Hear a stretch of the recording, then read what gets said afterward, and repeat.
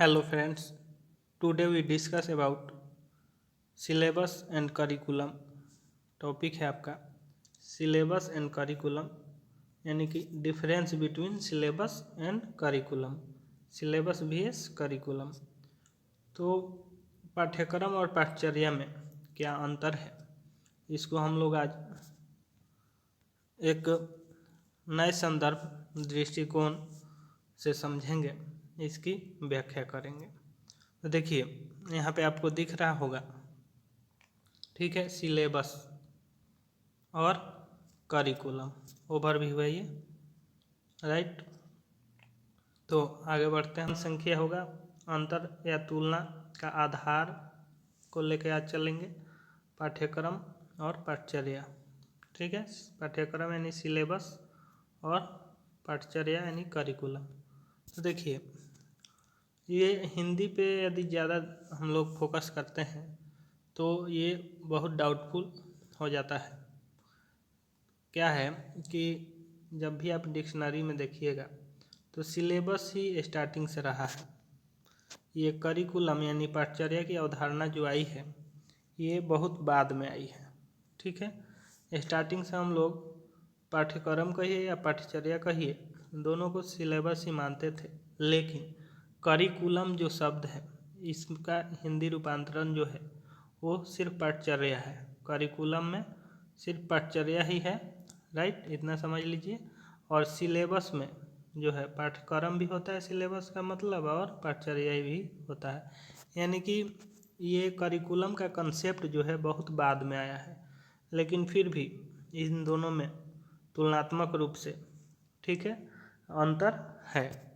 पहला अंतर क्या है, अर्थ के आधार पे, मीनिंग के आधार पे। तो पाठ्यक्रम यानी सिलेबस वह दस्तावेज है जिसमें किसी विषय विशेष यानी सब्जेक्ट स्पेसिफिक के संप्रत्ययों यानी कंसेप्ट्स को शामिल किया जाता है। किसी विषय विशेष, ठीक है, यानी कि किसी विशेष विषय, यानी कि कहने का अर्थ हुआ स्पेसिफिक सब्जेक्ट्स के संप्रत्यय यानी कंसेप्ट्स को शामिल किया जाता है, ठीक है। और दस्तावेज क्या होता है, तो वह दस्तावेज जिसमें किसी शिक्षा तंत्र यानी एजुकेशन सिस्टम, पूरा सिस्टम, एजुकेशन का क्या सिस्टम अथवा कोर्स के अंतर्गत पढ़ाई जाने वाली संपूर्ण विषय वस्तु यानी टोटल कंटेंट को शामिल किया जाता हो, उसको क्या हम लोग करिकुलम यानी पाठ्यचर्या कहते हैं।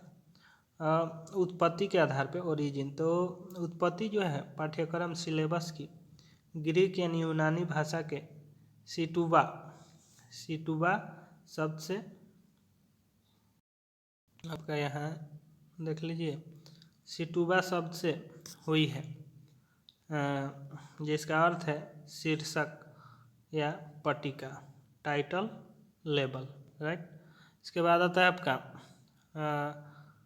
ये पाठ्यचर्या यानी करिकुलम। तो लैटिन भाषा के क्यूरेरे, किससे, क्यूरेरे, करियर भी इसको कितने लोग पढ़ लेते हैं, ठीक है। क्यूरेरे शब्द से हुई है जिसका अर्थ होता है दौड़ का मैदान, रेस कोर्स, दौड़ का मैदान। तो अभी हम लोगों ने जाना इसमें अर्थ और उत्पत्ति के आधार पे इन दोनों में तुलना की, और अर्थ और उत्पत्ति के आधार पे दोनों में क्या अंतर है इसको जाना। अब नेक्स्ट हम लोग बढ़ते हैं आगे। तीसरा बिंदु जो है अंतर का, तुलना का, वो है किसके लिए निर्धारित किया जाता है, यानी कि सेट फॉर, किसके लिए निर्धारित किया जाता है, सेट फॉर। तो ये सिलेबस पाठ्यक्रम जो है किसी विषय विशेष विषय यानी कि स्पेशल सब्जेक्ट के लिए निर्धारित किया जाता है। जैसे हिंदी के लिए सिलेबस होता है, अंग्रेजी के लिए, विज्ञान के लिए, गणित के लिए, रसायन विज्ञान आदि के लिए, ठीक है। और पाठ्यचर्या यानी कि करिकुलम जो है किसी कोर्स विशेष के लिए, जैसे 10वीं की पाठ्यचर्या होगी यानी कि करिकुलम होगा, 12वीं की स्नातक की शिक्षा, स्नातक की, अधि स्नातक की, बीएड डीएलएड, इन सब की जो है करिकुलम होती है पूरे, ठीक है, कोर्स की, और उसमें जो सब्जेक्ट होते हैं उनके लिए उनका सिलेबस होता है। ठीक है, ऐसे भी हम लोग सिलेबस देखते हैं ना, कि जैसे मान लीजिए आपका कोई पेपर कोड है ना, वो जैसे बीएड में है C1 C2, तो इसका सिलेबस होता है। और C1 से लेकर जितने बीएड में पढ़ना है 2 वर्ष का जो ये है, या एमएड है या पीजी है, तो 2 वर्ष का जितना को 2 वर्ष के अंतर्गत जो कुछ भी पढ़ना लिखना होता है वो सारे शामिल हो जाते हैं कोर्स में, और प्रत्येक इंडिविजुअल सब्जेक्ट का जो होता है सिलेबस होता है। अब प्रकृति यानी नेचर के आधार पे तो पाठ्यक्रम यानी सिलेबस की प्रकृति जो होती है वो विवरणात्मक होती है, विवरणात्मक या वर्णनात्मक। ठीक है, वर्णनात्मक डिस्क्रिप्टिव होती है। ठीक है, डिस्क्रिप्टिव। और पाठ्यचर्या यानी करिकुलम जो है इसकी प्रकृति विनियमित अथवा नियम से यानी कि रेगुलेटेड और प्रिस्क्रिप्टिव होती है। ठीक है, नियमानुसार होती है। नेक्स्ट जो है 5 नंबर, क्षेत्र या दायरा यानी कि स्कोप के आधार पे। तो पाठ्यक्रम जो है यानी कि सिलेबस, इसका स्कोप संकुचित यानी नैरो अर्थात एक विषय विशेष तक ही सीमित रहता है। सिलेबस किसी एक विषय का ही नहीं होता है, किसी एक खास विषय का होता है, इसलिए एक विषय तक सीमित रहता है। जैसे गणित का सिलेबस, विज्ञान का सिलेबस, अंग्रेजी आदि का सिलेबस, ठीक है, सीमित रहता है। लेकिन पाठ्यचर्या क्या है, इसका जो क्षेत्र है, दायरा है, वो विस्तृत है। ठीक है, कम्प्रिहेंसिव और ब्रॉड है, अर्थात एक संपूर्ण कोर्स, होल कोर्स इसके दायरे में आते हैं। संपूर्ण कोर्स, होल कोर्स इसके दायरे में आते हैं। जैसे 10वीं 12वीं स्नातक शिक्षा, स्नातक आधे स्नातक आदि के समस्त विषय इसके अंतर्गत आते हैं, संपूर्ण कोर्स। ठीक है, अब हम लोग देख लेते हैं यहाँ पे पाठ्यक्रम यानी कि सिलेबस, और ये पाठ्यचर्या आपको दिख रहा है करिकुलम, किसके आधार पे 6 नंबर। तो किसके द्वारा निर्धारित किया जाता है, सेट बाई के आधार पे जो है इसमें अंतर या तुलना। ठीक है, परीक्षा मंडल एग्जामिनेशन बोर्ड, ठीक है, परीक्षा मंडल एग्जामिनेशन बोर्ड के द्वारा निर्धारित किया जाता है कौन, सिलेबस। सिलेबस जो है परीक्षा बोर्ड के द्वारा निर्धारित किया जाता है। ठीक, और पाठ्यचर्या को देखेंगे अभी हम लोग। तो जैसे केंद्रीय विद्यालयों के लिए केंद्रीय माध्यमिक शिक्षा बोर्ड यानी कि CBSE है, बिहार के लिए BSEB है। ठीक है, और उत्तर प्रदेश राज्य के लिए माध्यमिक शिक्षा परिषद उत्तर प्रदेश है, UP बोर्ड है। ठीक है, और अब यहाँ पे आपका है, देख लीजिए, ये सरकार अथवा विद्यालय, महाविद्यालय या संस्थान के प्रशासन द्वारा निर्धारित किया जाता है करिकुलम। ठीक है, जैसे विभिन्न राज्यों के लिए राज्य सरकारों द्वारा, संपूर्ण भारत के लिए केंद्र सरकार द्वारा। तो NCF BCF आप लोग जानते होंगे, NCF और BCF 2008 है। ठीक है, और NCF 2005 है। तो इस पे भी वीडियो जो है आपको मेरे प्लेलिस्ट में मिल जाएगा। NCF और BCF क्या है, और NCF BCF यानी कि NCF 2005 और BCF 2008 में क्या अंतर है।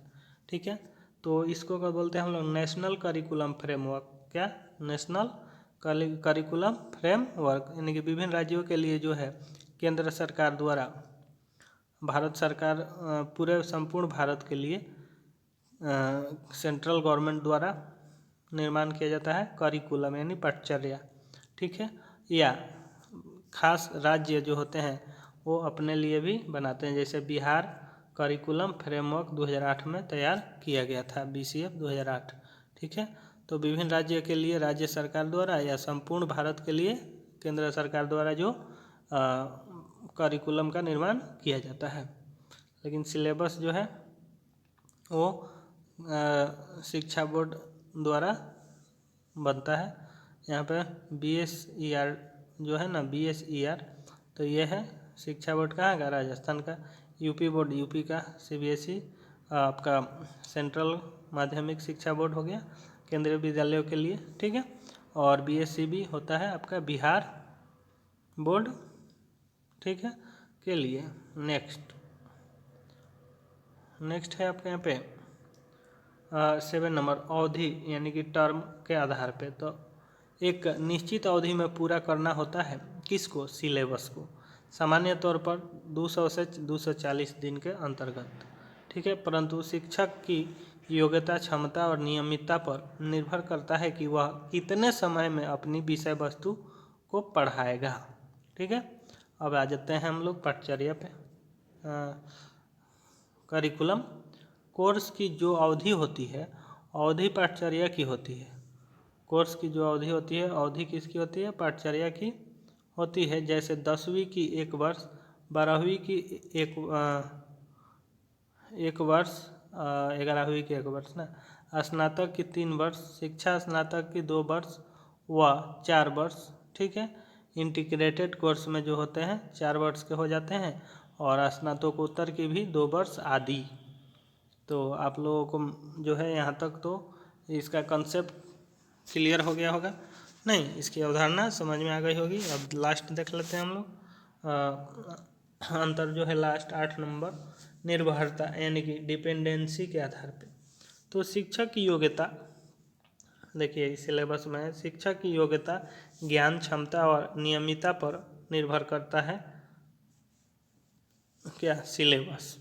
पाठचर्या जो है करिकुलम सभी शिक्षकों के लिए समान होता है। तो आज के लिए इतना ही। मैं आशा करता हूँ कि मेरे द्वारा दी गई जानकारी आप लोगों को अच्छी लगी होगी और यह मेरा वीडियो पसंद आया होगा। यदि वीडियो पसंद आया हो तो वीडियो को लाइक करें और इस चैनल को सब्सक्राइब करें और ज़्यादा से ज़्यादा शेयर करें। और कहीं पे इसके बावजूद भी आपको कोई डाउट हो तो कमेंट कर सकते हैं, ठीक है। तो आज के लिए इतना ही, धन्यवाद।